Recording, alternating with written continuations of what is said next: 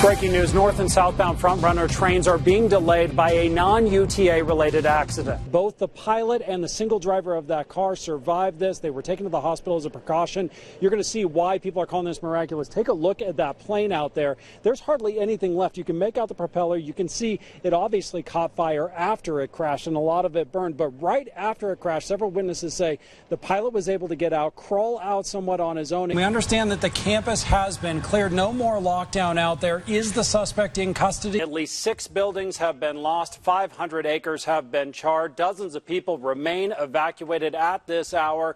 We expect to get an update on those numbers right now as a news conference is beginning. It is at the command post in Weber County. That's right along I-84. Let's listen in as this news conference begins. That is a press conference right now going on live on the Uinta fire up in Weber County. There is a second press conference going on at the D Event Center. That is the official place for evacuees to head for more information and a place to stay while they need it. Let's listen in on that. As we can hear, a very difficult day for several people. 6 structures lost in the Uinta fire. Quick recap of what we heard in the first press conference. 1,200 acres at this point, 0% containment, and many evacuations remain in place. In fact, there could be more this evening. They're telling people in the area, be ready to leave at a moment's notice if they give the order. There was very clear a pop, pop, pop, pop. It sounded about 3 to 5 shots possibly, and right now we can see actually a SWAT vehicle coming up here. The abuse scandal rocking the Catholic Church has now made it all the way to Utah. This is it. This is the big fear, right? A huge avalanche roaring down the mountains of Utah, big enough to cross the highway. Strap on your highest heels, gentlemen, and get ready to walk a mile in her shoes. Rather than say goodbye, Humphrey Bogart famously looked at Ingrid Bergman in Casablanca and said, "Here's looking at you, kid." It's because goodbyes are never easy, and it won't be any easier for some to say goodbye, not to a movie, but to the theater they went to in Spanish Fork. A real-time view of a fatal officer-involved shooting. West Valley City Police are looking for Elijah Smith, accused of stealing cell phones. West Valley Police. There's some guy here. Where? Do you know who he is? West Valley Police, come out with your hands up! 3 kids are inside, directing officers to a garage where they say an intruder is hiding. The 3 children are all there kind of behind each other as the officers proceed towards the threat. Inside the garage, police spot Smith hiding in a corner. The officers work their way into the garage. First officer in switched from his firearm to his taser, so we had a less lethal option available to us. As the officers get into the garage, we get our first look at Elijah Smith. Get him up in the air! Right now in the air! Put him up! Put them up! Get them out of your pocket!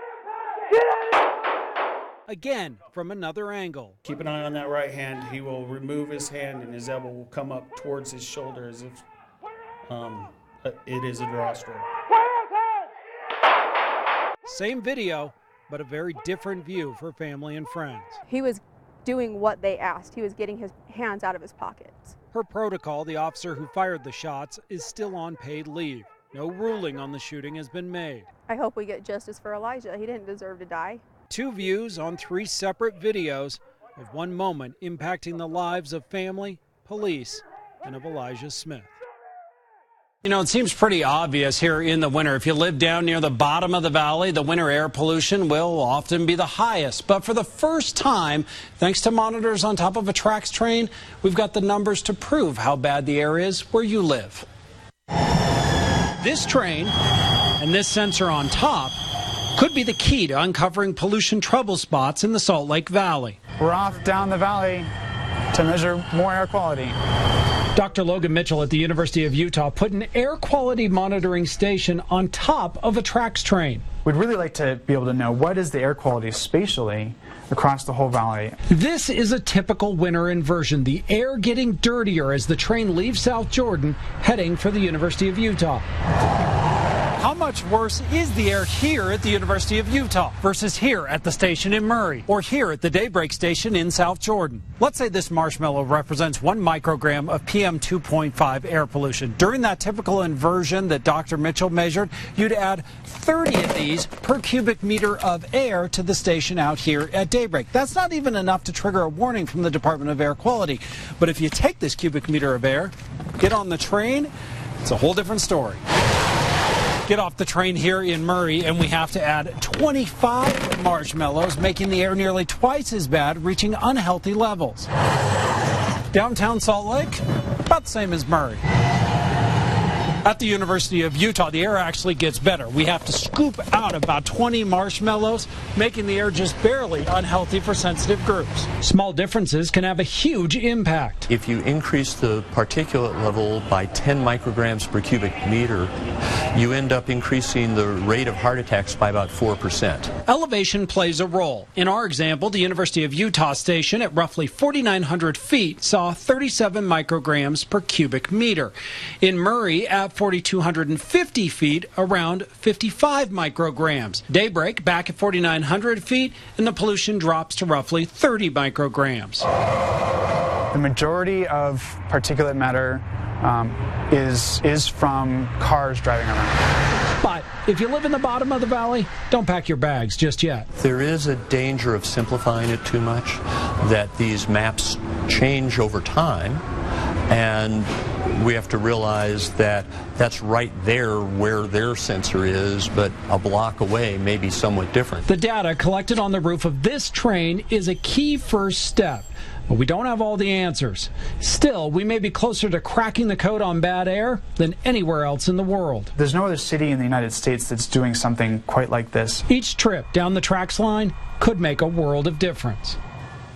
Well, here's one of the cool things about Dr. Mitchell's research. He's trying to make sure that all that data is out there for you in real time. So check this out. I've pulled up the website here, and you can see these are the plots of all the different measurements, measurement taken every minute that tracks train goes by. We click one there. That's up near downtown Salt Lake.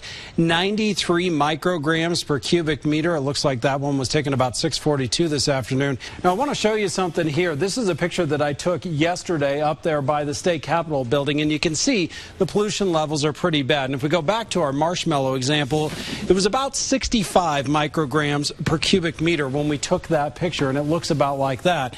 You want to get a little comparison, though.